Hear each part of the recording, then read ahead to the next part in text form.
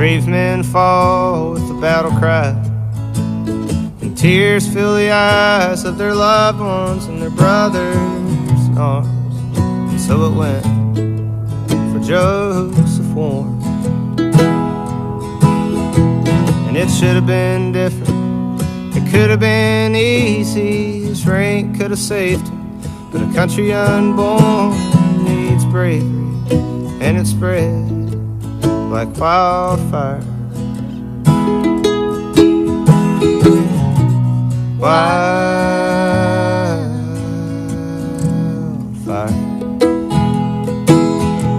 From the ashes grew sweet liberty, like the seeds of the pines when the forest burns. They open up to grow and burn again. And it should have been Welcome back, different. everybody. We just got Could have in been with easy. probably our biggest haul of plugs, and all these plugs are going to be for hanging baskets, planters, and containers. They come in a little different size plug tray than you saw in our last video that we did planting with the pansies. These plugs are a little bit bigger than those, and I would like to show you. Most of these will come in either an 84 or a 100 count tray, and that is kind of what they look like. These are a rooted cutting, they call that. They take cuttings off of other plants and stick them in the soil and get them rooted, and then we buy them. So we have got a really good selection here, and I wanted to go over some of those things with you and kind of show you what we plant and tell you just a little bit about them. But first, I just kind of wanted to throw this out there and see just what kind of a direction you would like for my channel to go in at this point. If you would like more of a vlog style videos, or if you would like for us to just put out 1 or 2 a week, because we can go either way at this point.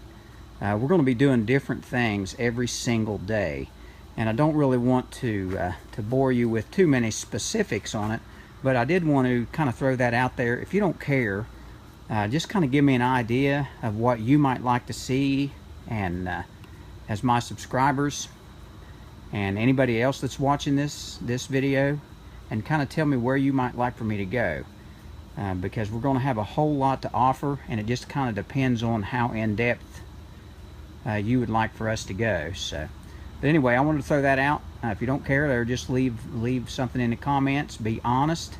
You're not going to hurt my feelings one way or the other. I would just like to know just which direction you would like for me to go. Okay, now I would like to go over just a few of these different varieties of plants that we have here. We'll start out right here on the end with the Calibrachoa. Most people know them by million bells, but the proper name is Calibrachoa, and they are a vining. They're almost like a mini petunia, and they trail. We put an awful lot of them in hanging baskets, and we'll put some in some decorative baskets and mix them in. They have a bloom that is just a little bit smaller than a petunia, but they act a whole lot like a petunia, so they mix really well, and that way you can achieve different size blooms in the same container. We have all different colors down through here, but they're not quite as vigorous as a petunia, so a lot of times we'll mix those 2 to 1 if we do mix them with petunias. But we'll give you, later on in the season, we'll show you some of our different colors. They also have just almost identical nutritional needs. Low pH. Alright, now here we have some straw flower and some Nemesia. Nemesia was something new for us a couple years ago. We started raising it. It's also a trailing plant, and it also requires about the same nutritional needs and care as a petunia or a Calibrachoa. We mix it in. It's really pretty. It's a different type of bloom altogether, and that's what makes it neat to mix in. Got some white Nancy Lamium over here that trails, that will be mixed in a lot of different baskets. We'll put some of that in our Bloom Masters. Lantana. We did a whole lot of Lantana this year. We've got about 600 of those, and we'll put those in small pots, 4.5-inch pots. One of the great pluses to a Lantana is that it is deer resistant. That is in high demand in our area. We have a lot of deer around here, and customers are always looking for a plant that is deer resistant. It is also really heat tolerant, doesn't take a lot of care or water, and that's pretty attractive to the homeowner as well. Has a real citrusy smell. It's kind of interesting. I'll just go over a few of these here. We won't talk too much about them here. We've got some lobelia right there. Got some licorice. Licorice is a nice one to mix in planters. Some euphorbia. Got a little bit of asparagus fern. Snow Princess is quite an interesting. It's really a really vigorous lobelia, and it's called. We have a Snow Princess. We have a black or a dark night, and a blushing princess. 3 different colors. Has a snowball type bloom. It's really, really pretty, and it is quite vigorous. The only fault to the Snow Princess, it does require a lot of water. It can be absolutely beautiful, but you really have to stay on top of water for it.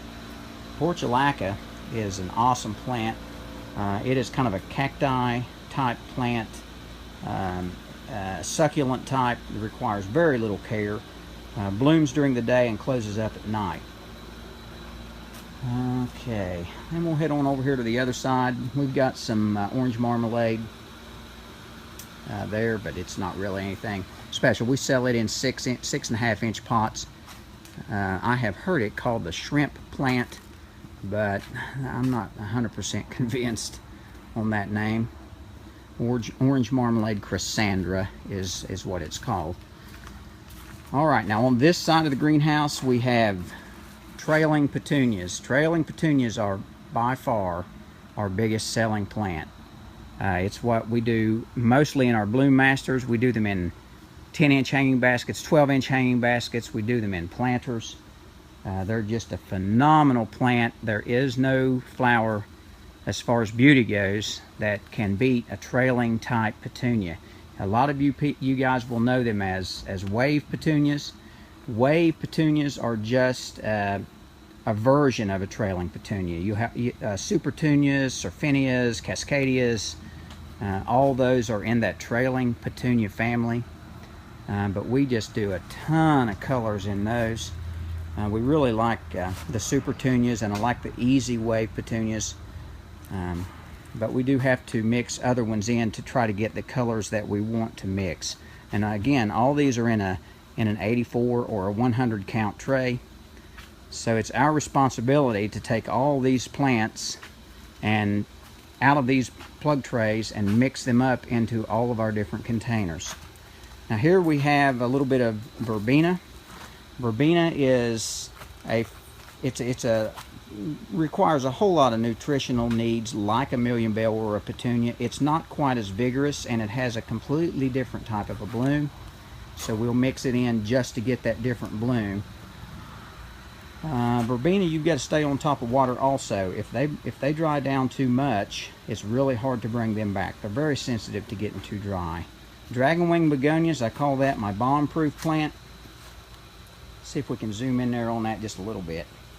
Dragonwing begonias, and some people know them as angel wing begonias, are just bomb-proof. We have raised them in full sun, full shade, and it seems that they do just as well in one place as they do the other. They are an awesome plant. These are red. They'll have a red bloom, and they get huge. We're putting most of those, or a lot of those, in 10-inch hanging baskets, and we also have them in 6.5 inch pots. Then we have some mixers here. We've got a little bit of Dusty Miller, some Dichondra. Those are plants that we'll mix up in planters. And some trailing or climbing, vining, black-eyed Susans. That's a really interesting plant. And I have had it in the greenhouse a couple of years, and we raised it last year in front of our house for the first time, and it is unbelievable what one of those little plants will do. It'll cover up, 1 or 2 plants will cover up an area 10 foot square. So they're really something with very little care. But we have those in yellow and orange. Then we have a floral sweet potato vine. Now these are just part of the plants. I'll be getting more of these later, but we wanted to get these in early so that we could mix them in our Bloom Masters. But we'll just have a lime rust and a black, they call it. It's a dark purple, so that we'll mix those up here in the next few days. Now grasses. This is one thing that baffled me when we started greenhousing, is the need for grasses. We have several different kinds. We just have a regular spike. We have a king tut, a baby tut. Then we'll have a rubrum, purple rubrum, and a little toffee twist there. But these are all accents to planters. A lot of people use these to put in the center as a centerpiece in a planter, and that's what we use an awful lot of them for, but we also sell them in single pots. So that is something that I thought you used your weed eater on in your yard, not necessarily plant for beauty, but I've learned different. It is very popular. The king tut and the baby tut are really interesting, so we'll be showing you that later on in the season. But I just kind of wanted to give you guys a little tour of what we've gotten in here so far today, and this amount of plants will keep us busy for quite some time. There's thousands and thousands in here, and we have got to get started first with the Bloom Masters, and then we'll just go from there. So I thought I would kind of bring you along here and show you what we're into.